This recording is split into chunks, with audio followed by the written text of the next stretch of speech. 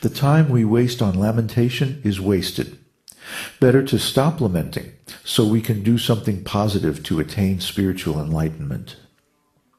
Therefore, the greatest offense in spiritual life is to disobey the Guru. Shruti Shastra Nindanam Guror Avagnya. If you accept a Guru and then disobey him, what is your position? You're a hypocrite. You're duplicitous. You promise before the Guru, before Kṛṣṇa, before the sacred fire, that I shall obey your order. I shall execute whatever you like. And then you don't fulfill your commitment to your initiation. Then you're not even a sane human being. What to speak of a devotee?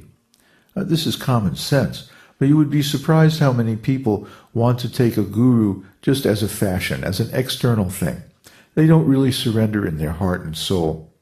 So when it comes to the difficult parts of spiritual life, where you have to give up your bad habits and tolerate all kinds of different problems, they fall down. So the way to avoid falling down is to follow the instructions of the Guru. And the first symptom of a bona fide disciple is that he controls his tongue. He's sincere and truthful. He chants the holy names of the Lord, and he eats only prasadam, or sacred food offered to the Lord. Our predecessor Acharya Bhaktivinoda Thakur has said, Tara madhye jivayati lobamoy sudurmati take jeta katina sangsare. Out of all the senses, the tongue is very powerful, so it is very difficult to control it. And he continues, Tara madhye jivayati lobamoy sudurmati. The tongue is very greedy and difficult to control. Therefore, Kṛṣṇa has given us a very powerful weapon. And what is that? Kṛṣṇa boro doyamoy kori bore jiva joy sva prasad anadilo bhai. Kṛṣṇa is very kind, my brothers. Therefore, he has given us the remnants of his foodstuff, prasadam. So if we make this promise that I shall not eat anything which is not offered to Kṛṣṇa, then your tongue will be controlled. And in the Shastra, the scriptures, it is said that you cannot understand Kṛṣṇa.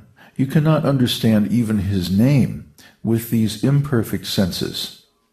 Ata Shri Kṛṣṇa Namadi na bhaved grahyam indriyaihi sevon mukhe hi jivadau svayam eva spuratyadaha. No one can understand the transcendental nature of the name, form, quality, and pastimes of Sri Kṛṣṇa through his materially contaminated senses. Only when one becomes spiritually saturated by transcendental service to the Lord are the transcendental name, form, quality, and pastimes of the Lord revealed to him. Bhakti Rasamrita Sindhu 1.2.234. Sevon mukhe hi jivadau. But when you engage your tongue in the service of Kṛṣṇa, then Kṛṣṇa reveals himself. This is a very confidential secret of spiritual life. So the tongue's business is two different things.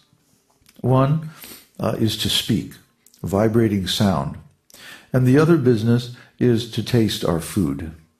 So if you engage the tongue in the matter of Kṛṣṇa's service by vibrating your mantra daily, and if you don't allow your tongue to touch anything, any food which is not offered to Kṛṣṇa, then you immediately become realized in Kṛṣṇa consciousness.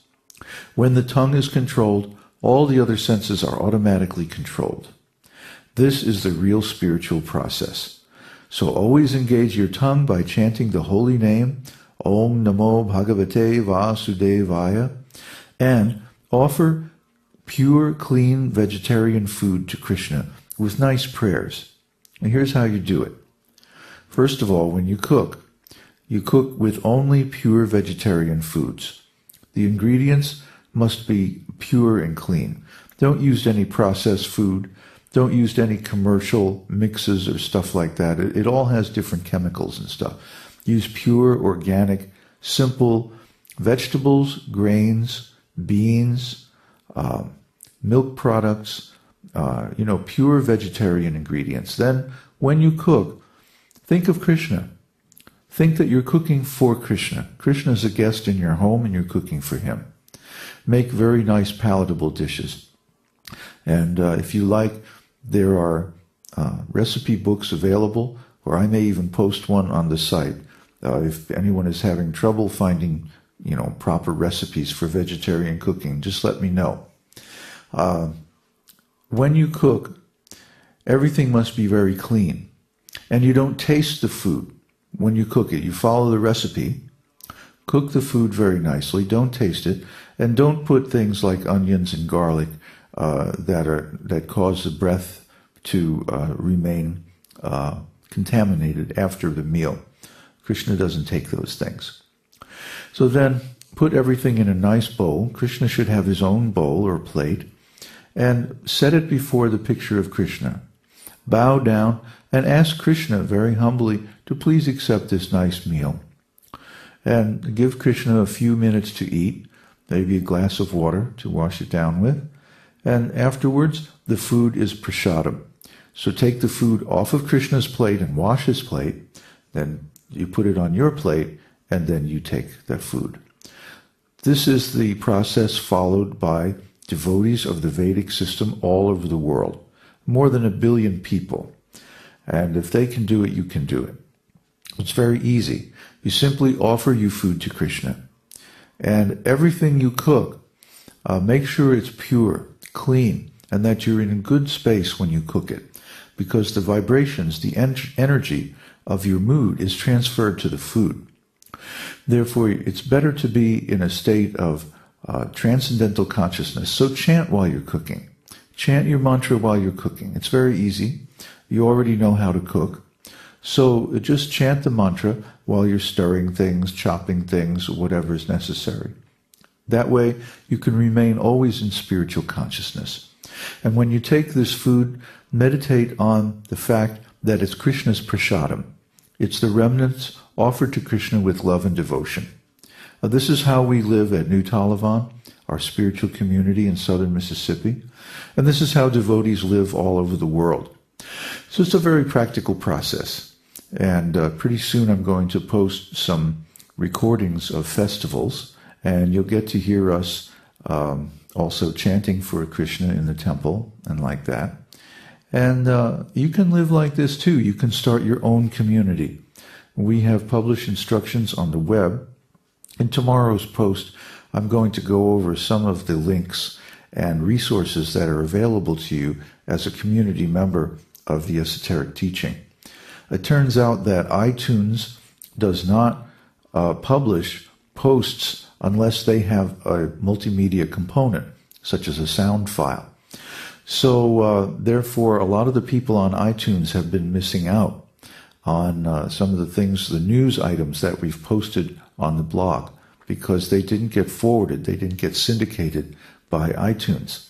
Therefore, in tomorrow's post, I'm going to go over some of the resources that we have posted on different sites so that you can take advantage of them to further your spiritual life.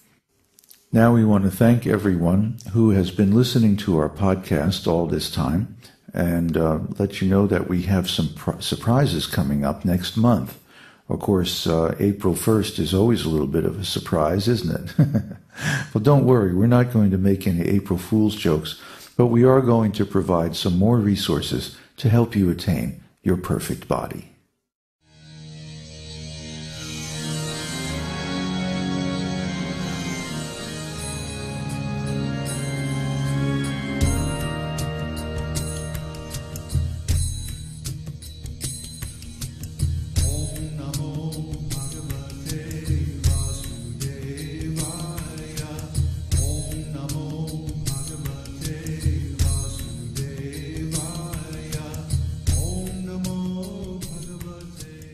We hope you've enjoyed this edition of My Perfect Body. This is David Hughes, your host, reminding you to visit us on the web at esotericteaching.org, where you can purchase the complete Esoteric Teaching Introductory Seminar DVD and many CDs of transcendental music and mantras.